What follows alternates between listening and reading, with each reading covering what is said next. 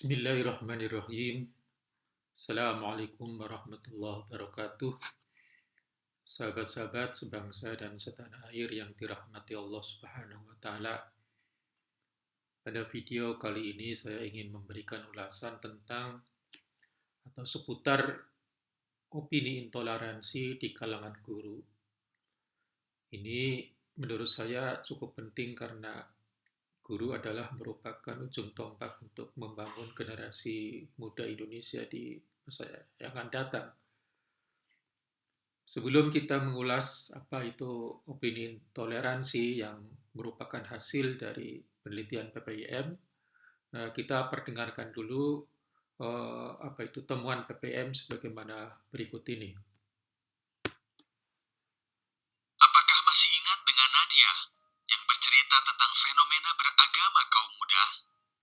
Melihat fakta intoleransi di kalangan siswa remaja, pasti kita bertanya-tanya, bagaimana dengan gurunya? Sebagian guru di Indonesia jarang memiliki kesempatan untuk berada dalam keberagaman. Guru mengajar di banyak sekolah untuk meningkatkan kesejahteraannya. Guru jarang punya waktu untuk menambah pengetahuannya. Nah, untuk menjawabnya, para peneliti PPIM kembali keliling ke 34 provinsi di Indonesia, melakukan survei kepada ribuan guru sekolah dan madrasah dari TK, RA, hingga SMA atau MA.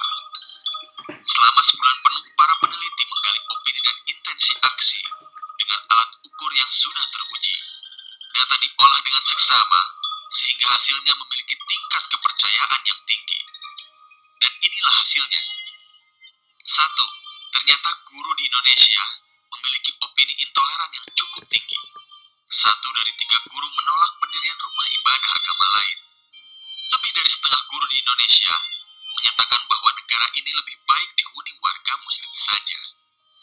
2. Bahkan sejumlah guru menunjukkan persetujuan pada opini radikal yang mendukung pendirian negara Islam dan menjurus kepada kekerasan. Sepertiga guru menganjurkan berperang untuk mewujudkan negara Islam. Mereka setuju untuk melawan kebijakan negara yang melarang negara Islam.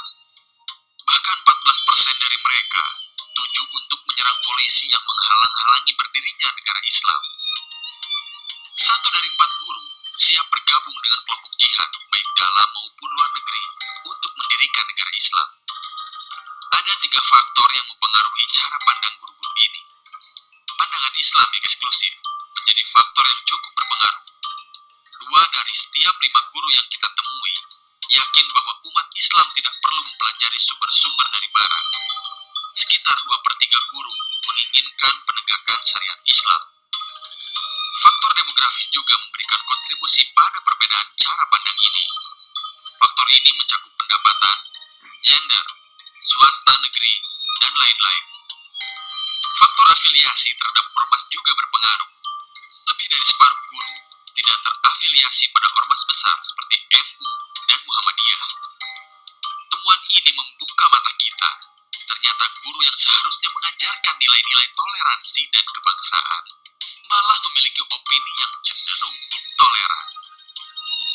Guru yang seharusnya menjadi pelita penerang bangsa sepertinya sedang meredup cahayanya.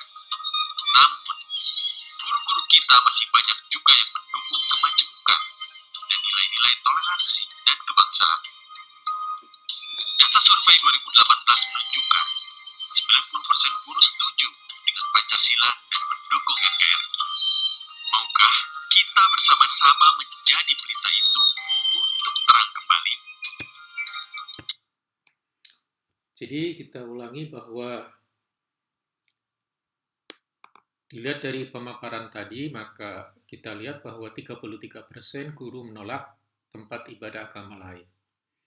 Kemudian 50% ingin negara ini dihuni oleh muslim semuanya. Jadi bisa kita bayangkan bila mana seorang guru ataupun guru yang di kelas itu mengajarkan intoleransi dan juga menginginkan ataupun menentang apa itu prinsip kebinekaan yang dianut oleh negara kita. Bahkan 33% menganjurkan perang untuk mewujudkan negara Islam. Nah, di sini penting bahwa nanti isu negara Islam itu harus jelas apa definisinya, bagaimana kriterianya, dan seterusnya. Karena Dengan menggunakan kriteria tertentu, mestinya Indonesia juga sudah bisa atau layak disebut sebagai negara Islam. Tidak perlu untuk mewujudkan negara Islam yang lain. Ya, cukup dengan ideologi maupun konstitusi yang ada di Indonesia. Indonesia sudah bisa apa itu uh, di, dikembangkan menjadi negara Islam yang barangkali yang ideal seperti itu.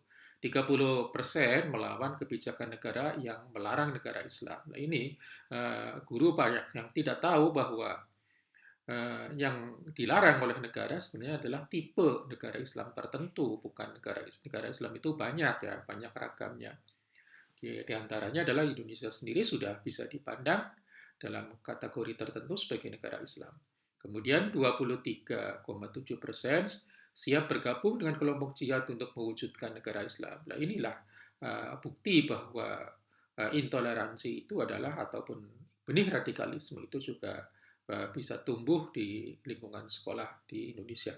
Kemudian 14% setuju untuk menyerang polisi yang menghalang-halangi berdirinya negara Islam. Faktor yang mempengaruhi pandangan guru kalau kita simak dari tayangan video tadi itu adalah tiga faktor, yaitu pertama pandangan yang Islam yang eksklusif atau Islamisme, guru yang terpengaruh dengan ideologi Islamisme. 40,36% berpandangan bahwa Muslim tidak perlu belajar ke Barat. 2/3 guru menginginkan menegakkan syariat Islam. Nah itu lagi-lagi syariat Islam itu sebagai paradigm, sebagai paradigma adalah mestinya melahirkan juga ataupun dalam faktanya melahirkan banyak cara, banyak model bagaimana syariat itu ditegakkan. Nah, guru itu mungkin terprovokasi oleh pandangan bahwa kelompok tertentu yang ingin menegakkan syariat dengan cara-cara tertentu, dengan model tertentu.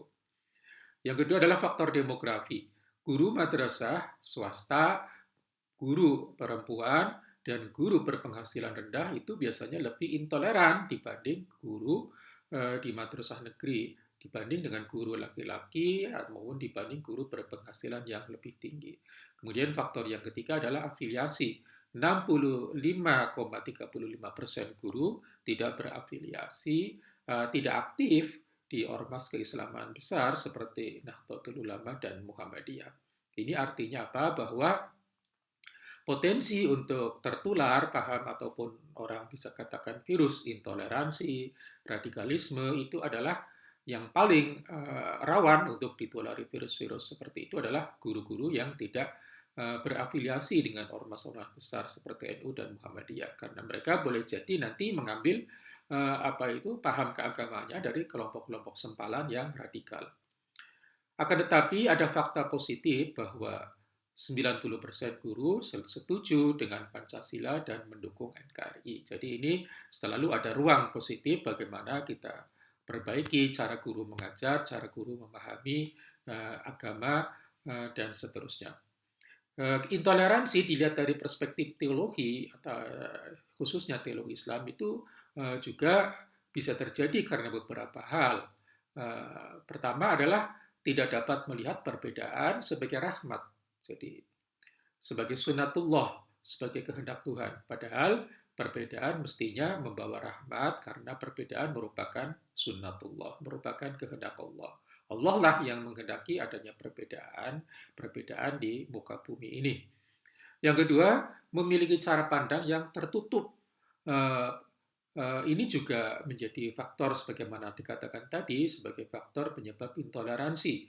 Padahal cara pandang yang terbuka untuk menerima kebenaran dari manapun datangnya merupakan anjuran agama, termasuk juga agama Islam khususnya ya. Kemudian yang ketiga, menurut pendapat saya terjebak pada arus atau terprovokasi oleh gerakan politisasi agama melalui politik identitas. Padahal fungsi agama sebagai landasan etik, moral, dan spiritual mestinya mampu menjadikan umat beragama menjaga jarak dengan politik identitas yang cenderung diskriminatif dan menindas yang berbeda. Umat beragama boleh atau dapat aktif dan terlibat dalam kegiatan politik dimanapun dengan tetap berpegang teguh pada nilai etik yang diajarkan oleh agama. Sebagai penutup, ya mengingat intoleransi dalam hal keagamaan dapat terjadi dalam semua agama maupun kepercayaan yang ada di Indonesia, maka ajaran agama yang menjunjung tinggi toleransi mestinya dipromosikan oleh semua komunitas agama apapun yang ada di Indonesia, sehingga dapat tercipta harmoni antara umat beragama, intern umat beragama, dan juga antara umat beragama dan pemerintah. Demikianlah ulasan singkat. Wallahu a'lam bishawab. Wallahul muwaffiq ila aqwamit thoriq. Wassalamualaikum warahmatullahi wabarakatuh.